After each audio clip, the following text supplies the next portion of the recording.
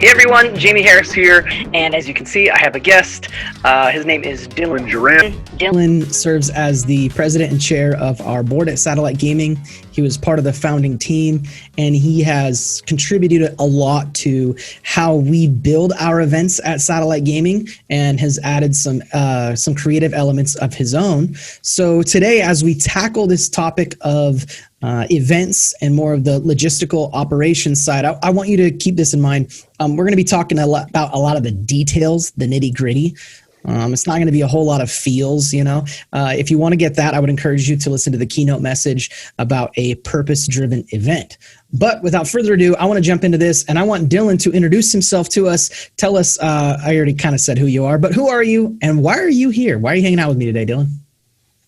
Yeah, hey, so I'm Dylan, and I helped create Satellite Gaming with Jamie, and provided, I think what Jamie's referring to is the inspiration for the educational aspect that we do with Satellite Gaming. So yeah, that was my idea. I'm sorry. Yeah, no, it's great. I love it. I think it adds a lot to our purpose. It demonstrates our purpose very, very clearly at our events. So before we get into how we do our events now, I think a little history lesson would be proper. So I've shared with a bunch of people from LTN what my perspective of our first event was. Our first just kind of very, very like seed planting idea event. So why don't you go ahead and share, Dylan, from your perspective, where we were when we very first started? Yeah, I mean, it was just a youth event as part of our youth group, and we just kind of encouraged kids to bring their friends for a video game hangout night, and it was a little bit bigger than we anticipated. Yeah. So from the next one, like, because that's the thing is like, what is the first event that we did? You could define it a bunch of different ways. So I would say the first like Satellite Gaming event was probably the second event, really, because we started kind of trying to make it a more like we're like, oh, let's do it again and make it more tournament focused and put more education. And do a lot more work. And do a lot more work. Yeah. So yeah, I mean, it was just kind of wild. We just kind of throwing stuff at the wall and seeing what stuck. Yeah. And I think that those are the events we're going to talk about today, Dylan, is the stuff that really brought in the educational aspect that you mentioned, that you kind of created from the beginning. And then we're going to talk about some tournament stuff. But the biggest thing that we're going to do is help you understand what creating an event at Satellite Gaming really revolves around. And that's three things. Everything we decide at Satellite Gaming as an event, we think about three resources or aspects that it is going to affect. That is the equipment, the volunteers, and the budget. When you choose a game, it is going to affect the equipment you need for that game. It is going to affect how many volunteers you need to run that tournament or that free play area, and it's going to affect the budget because you might need to buy the equipment or purchase prizes for the said tournaments. So as we talk about these different topics, every time we bring up a topic, we're going to revisit how does said topic affect or said decision affect our equipment, volunteers, and budget. There's a lot to cover, so if it seems like we're going quickly, Dylan and I talk about this stuff a lot. We've actually talked about this exact same topic quite a bit, and we're here to kind of get it in a video format and just help you understand very, very clearly what it is that we try to accomplish and why we think it's important. So in order to establish these three things, the equipment, the volunteers, and the budget, we think the very first question you need to ask yourself, and that we ask ourselves at Satellite Gaming, is what is this event going to be? Is it going to be an event where people participate? So they play in the tournament, they play the actual games, maybe they create something. Are they participating in whatever avenue you choose, whether it's board games, video games, etc.? Are they going to be spectating? So are they going to be watching someone else showcase their talents? Are they going to be watching a video? Are they going to be watching something? Or are they going to be educated? Is this going to be something that is education? Or are we doing all of them? And Satellite Gaming is at a point where most of our in-person events they have some sort of include all three of these in some way, shape, or form. So when we look at this, what Dylan was saying was that he brought in the educational aspect. When we look at this participation, spectating, educational, that's really up to you to decide what you want to do. But remember, whatever you choose is going to influence your equipment, volunteers, and budget. The first thing we look at, assuming we're going down the satellite gaming route, which includes all three of these, is what game or games are we going to have at this event? So very specifically, what are you featuring? If it's an anime event, are you featuring drawing anime? Are you featuring watching anime, talking about anime? For us, it's video games. So we have a list here of easy games to run tournaments for, moderate games to run tournaments for, and difficult games to run tournaments for. Dylan and I are going to run through this list. I'm going to let Dylan take over here. But go ahead and share with us, kind of break down what we mean by an easy game to run or a difficult game to run, and give us some examples if you want, Dylan. Yeah, so an easy game to run is basically anything that minimizes the amount of players you're going to have on a console. So I think that's like the easiest way to break it down. So speed running is easy because it's one person on a console just doing it as quick as they can. There's really no logistics to it. You just see how fast they do it, and that's it. And then next would be like sports games or racing games or fighting games, things that are like one-on-one type games, or a very, even as low as few as 4, I think could be considered fairly easy, because the logistics of figuring out how that works pretty simple. There's like 4 people brackets on one Rocket League screen. Yeah. Oh, that's pretty easy. Racing, even something that's more like self-counted, I would say, like if you do have a shooter, something that's like pretty simple because the game determines who wins. So like if it's a split screen Halo or Call of Duty or something, even that can be done pretty easily, like a bracket tournament style. That's cool. With teams or individuals, there's a lot of different options. Now, the difficult tier, what we have under difficult tier is pretty much like massive multiplayer games. Give us an example of what one of those would be, and maybe why you think it would be difficult to run one of those, or one of the many reasons, I suppose. Well, so I think I'll start off with the games that are basically focused on PC, because PCs are just a lot more complicated to configure, and those games are typically involving much larger teams. So like League of Legends or Overwatch are like 5 to 6 players per team.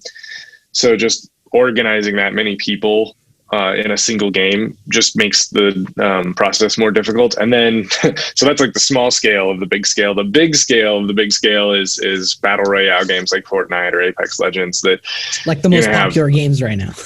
Yeah, the biggest games are going to have just some more logistical issues to think about, in that you've got to figure out how do we get as many players in at a time, and then how do we make a scoring system that's fair, right? Because you can't just go like, well, this person beat this person, so they win, because it's not like that. It's 100 people all on a map, and whoever stays alive is the winner. But they're not playing only with people in the room, right? So the factors outside of the room impact how you need to score that, which is, I think, what makes it the most difficult. Yeah, definitely. I agree. And it's you can get a custom matchmaking key for Fortnite, but when you think about those 3 elements we were talking about, Dylan, the equipment, volunteers, and budget, I mean, a lot of times when you need more equipment, it means you need more budget, or it means you need volunteers with the said equipment. So every decision we make affects equipment, volunteers, and budget. When we pick a simple game to run, any speed run, we did one. We had a Sega Genesis. We had somebody write down everyone's fastest time for the first level. Like I've done it with last year at the LTN Button Mash Invitational, the LTN Con Button Mash Invitational. We did a certain level of F-Zero on SNES with a Nintendo Switch. We had a couple of them set up, and people just walked by, played. That required one like volunteer or one tournament official. That was me. That required 2 Nintendo Switches. We could have done it with 1. It was very simple. And as far as a budget, it was like, well, our volunteer, me, had a Switch, so like I didn't need to borrow it, right? So we had everything we needed to do to run a very simple speed run tournament or competition with very little equipment, very little volunteers, very little budget. You get into Fortnite, you're talking, are you going to have the middle school kid bring his $2,000 gaming PC? Well, students, we don't really want them bringing their gaming PCs, right? Because that's like, what if it breaks? Who's responsible for that? But me as an adult, I only want to play on my gaming machine, right? Like I've got to have my peripherals. Like I have to. So depending on who your audience is, what that includes, I know of tournaments where it's all BYOG, bring your own gear. That works in a lot of cases, but then you're going to have a venue that's big enough. And I mean, sure, it cuts down the equipment and maybe the cost for equipment, but like every time you make a decision, again, think about how it affects that equipment, volunteers, and budget. And what we're saying is choosing a game, I think, is going to be the first step in creating a successful gaming event. Now, I want to talk about this for a second. Each game has its own rules. Dylan, we've done a lot of Smash Bros tournaments, and you and I both play Smash Bros. We play in different ways and to different degrees. You've played a lot online. You've played a lot with our students. I've played a lot with our students. Neither one of us have competed in a whole lot of tournaments, really, if any at all, but we've seen a lot of tournaments. Would you agree that, like, if you're going to do a Smash Bros tournament, you're probably going to attract somebody that is like way into it, right? Like people hear that. It's like if people place in Smash tournaments, they're like sniffing around for them constantly. So if you do a Smash Bros tournament, would you agree that it is so imperative that you follow the tournament standard rules? Like, how long each match is going to be. What levels are legal stages. How like a banning phase works, if there is a banning phase. All of those things. Like, what would you say would be the detriment to not following those rules? And this is where we get into the topic of inclusiveness or legitimacy, right? Because we want it to be legitimate. We want it to be inclusive. Someone doesn't know tournament rules. Someone else really knows tournament rules. One person doesn't care. One person really cares. There's this balance of how do we like make it so people can be involved without knowing how tournaments work, but also how do we keep it legitimate? There's a lot of things we're going to talk about in regards to this inclusiveness versus legitimacy, but this is where we're going to start. So I think just looking at that kind of thing is that if a player feels like the rules aren't fair, you're going to want to have something to point to say, well, these are the rules we were operating off of, so that even if they want to complain that it's not fair, you can at least stand by something and say, like, well, we said these would be the rules. Here they are. We posted them here. So you agreed to that when you started. Without that, people are going to be able to, say, oh, well, this wasn't fair because of this. But then another person will be like, well, no, I thought it was fair. It can go back and forth. And what's great about this, and what I think people should, feel some ease about, is that you don't have to figure it out yourself. For pretty much every game out there, there's some sort of tournament standard rules that you can just borrow and point to and say, well, we're following these rules, right? that have already been created. So, they're standard over here. These are what we're going to run by from here on out. So what I hear you saying is, in talking about balancing inclusiveness and legitimacy, one of the most important things is just clear expectations. Like when you register, when I'm registering for an event, I know that I have to be wearing a red shirt in order to go to that event. If I don't have a red shirt and I say I want to go, before that event starts, I need to buy a red shirt so I can wear it, right? That's a silly rule. But that's just to say, like, here, this is what we're asking. This is what you're signing up for. Do that. So I want to keep going down this trail, because when we talk about inclusiveness and legitimacy, we're going to address some more things that bring up some more things that affect our equipment, volunteers, and budget, our three core resources.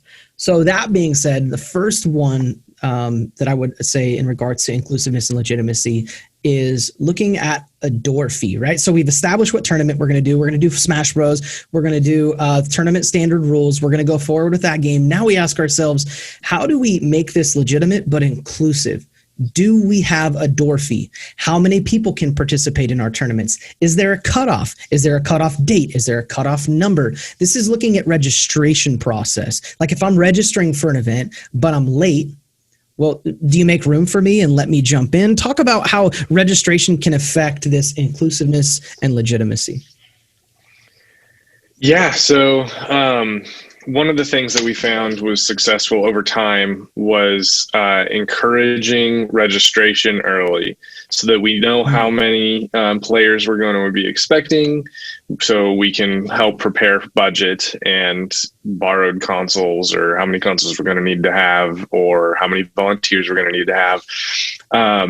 And with that, it lets us, better set up the rules and prepare for the players to just ensure a better experience all around. And so what we've done is, because we try to have a real low barrier to entry, our events are typically like $5 to get in the door. And that's how it was. It was everyone paid $5. And then we started to realize, okay, well, we need to do registrations.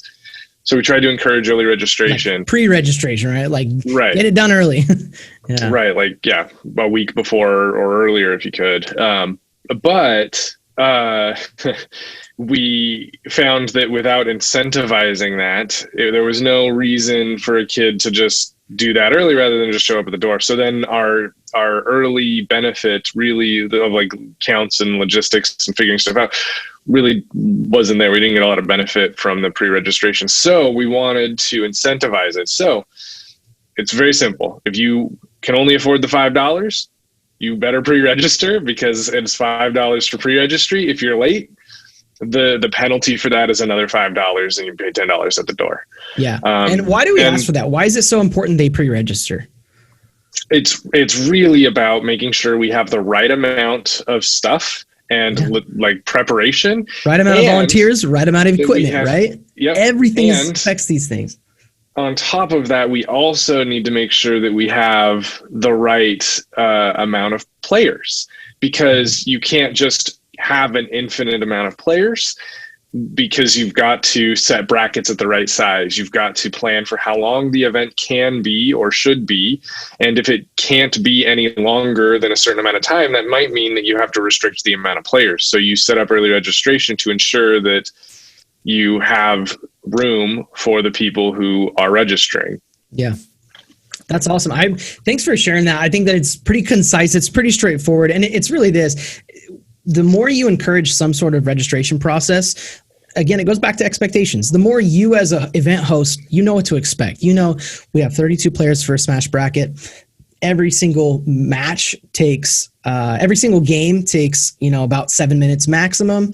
And then all of those are best of 3. The top one is best of 5. It's double elimination. So you'd start to determine, okay, with 32 people, we need this many consoles in order to get done within this amount of time, right? And then you need to know, well, we need this many volunteers to manage this many stations. I would say for something like Smash, it's important to have one person per like every 1, maybe 2 stations. I would say maybe not, but I think that like you need eyes on this equipment, right? These are probably a lot of people you don't know.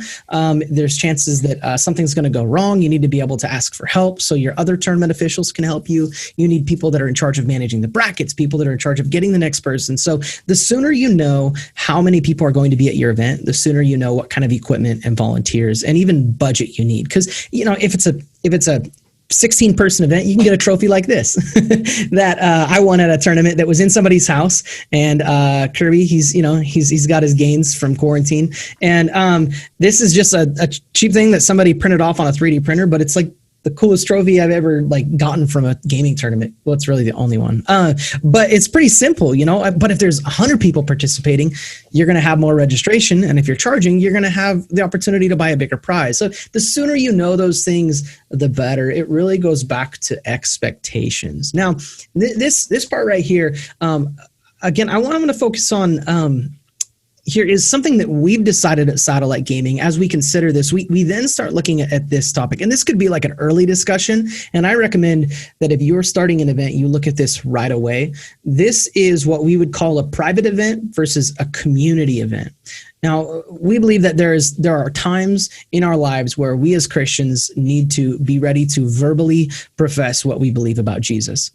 I think there are also times where we kind of just need to shut up and just love people, right? Like people get jammed down their throats, like the gospel or the verbal gospel message more than they'd like, and I don't want to say that we're always jamming down their throats. This kind of makes it sound like we're not doing things right. But I think that our intention as Christians is to do a good job.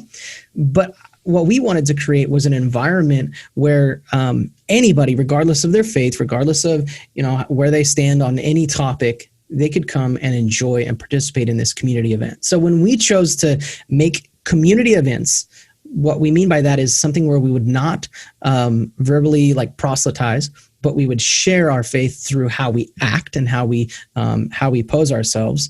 Dylan, tell me about what doors that opened in our community and how that, what the school ended up saying to that and what they ended up doing, and the kind of the evolution of, well, since we're a community event, not a private event where we preach at them, what did that do for us? And why do you think that's important to figure that out early?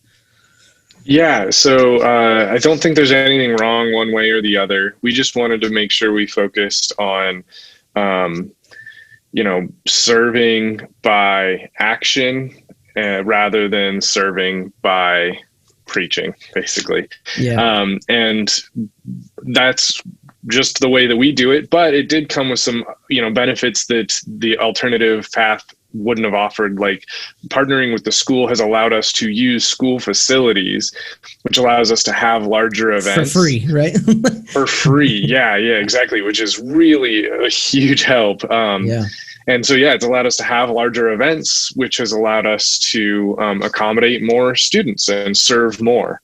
So, that's really the biggest benefit. And because we're doing it with the school as a partnership, we're allowed to promote at the schools, and we were allowed to kind of incorporate cross school functions. So, you get a kid in an after school program who's the best, and everyone just knows he's the best, so why bother playing against him? Well, that whole element goes away because you're doing cross school events. So it's people you've never played against. And it's a whole you may be the best amongst your friends, but what does that mean?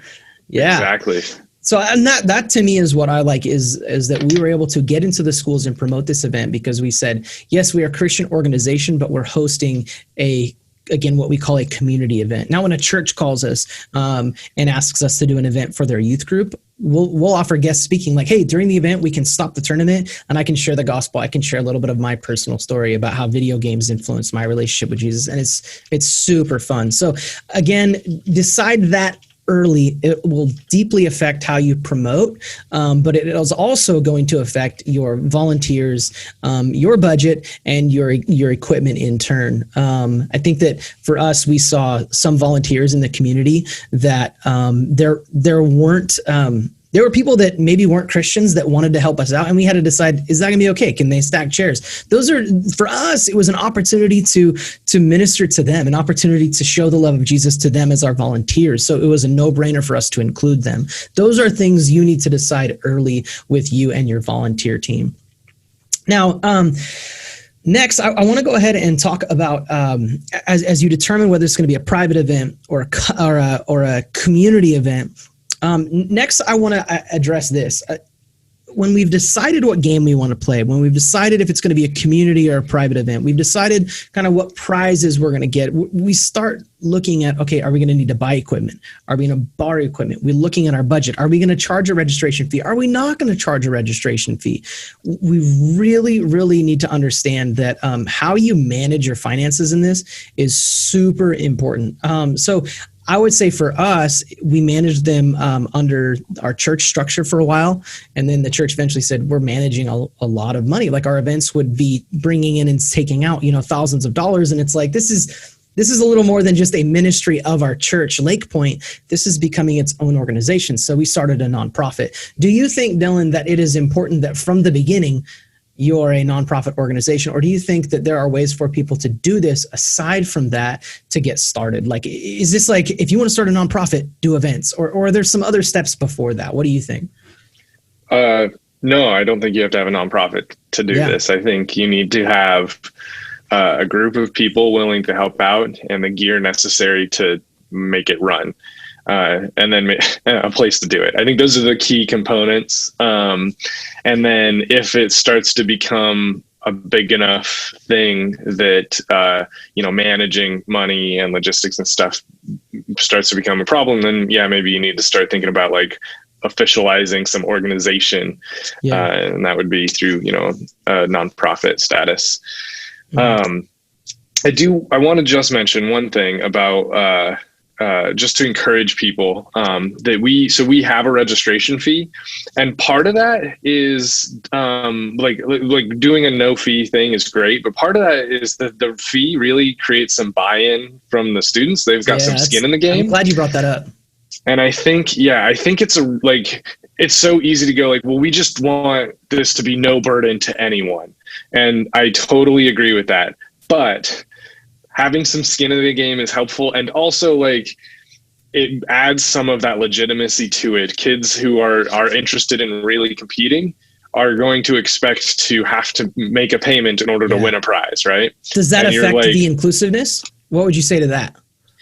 I think it can, but it doesn't have to. We've had a non-written rule that you don't have to pay to play, right? But so if you have trouble with it, come talk to us and we'll figure out a way to get you a sponsorship, even if it's just a sponsorship from the pocket of the organization. Yeah. Ergo, it's free. But yeah. There have been times too where a kid's, shows up early and he's like, I don't have $5. I'm like, well, you knucklehead, you've known about this for months. If you would have told me that a month ago, I would have found a way for you to make $5, right? But how about this? You help me plug in these cords. You run this over to my technician. You help me set up for about 30 minutes and I'll let you in the door for free. There's cool opportunity to build relationship with there. And I think even turn the intimidation of a registration fee for some people into an intentional interaction. And I think that's really cool. There's so many different directions we could take this, Dylan. I'm really loving the logistical conversation. Just, hey, let's get down to the nitty gritty. What is important? Really, I think there are a couple things that I want to say, and then we'll just end with some quick tips. Really, it's this. Every decision you make is going to affect your equipment, your volunteers, and your budget in some way, shape, or form. Be thoughtful about those. Know what your purpose is. Know what your mission is, so you can form your event in a way that keeps those three things accountable to what you decided from the beginning. We don't want to spend more than this much money. We want to include this many volunteers. We don't want more than this equipment. Then choose your games wisely. Make every decision wisely. The next thing is balance legitimacy and inclusiveness. Be legitimate, but be inclusive. And the other thing that I said is decide early on, is this what type of event is this? Is this a community event? Is this a private event? Is there participation? Is there spectating? Or is it educational? There's so many different things. But as you determine those things, as you land on those things, the details like what games, what tournament format will come up naturally. I think it's going to be great. If you have any questions, let us know. And I think what we're going to leave you with is, are there any, Dylan, just like last tips that you would give anyone for starting their own tournament? Like if you were to say, like, I think this is the most important thing, what would you say? Or is there? I think the most important thing, is to make sure that what you're doing is something that you're passionate about, not just the students, because students are going to know if you're into it or not, and it will turn or your them peers, off right? Depending on what demographic. Right. Yeah. Sure. Yeah. They're going to know. So your audience is going to know whether you are actually into the thing or if you're just being a big old faker. And you're just an entrepreneur that sees an opportunity, right? Like, So what you want to do is really serve in an area that you're passionate about to an audience that is also passionate about that thing. I think that's like the biggest key to success really is making sure that everyone involved is passionate about this thing. Yeah, I agree. And my final tip would be this: is be ready to say no to really good ideas. I think it was, Steve Jobs that originally made that concept like big. I'm sure it's been said for years, but I know that he carried that mentality a lot. There might be something in front of you that is an incredible opportunity, but every decision you make is going to tax your equipment, volunteers, and budget. So if there's a good idea that you need to say no to spare your equipment, to not tax your volunteers, to not tax your budget, please consider saying no to those great things. We love you all. We wish we could talk to you in person. We wish we could see you. And we're so grateful you chose to listen to this. Dylan, thanks for being a part of it. I love you, brother. And I'm looking forward to see what events you guys come up with through this.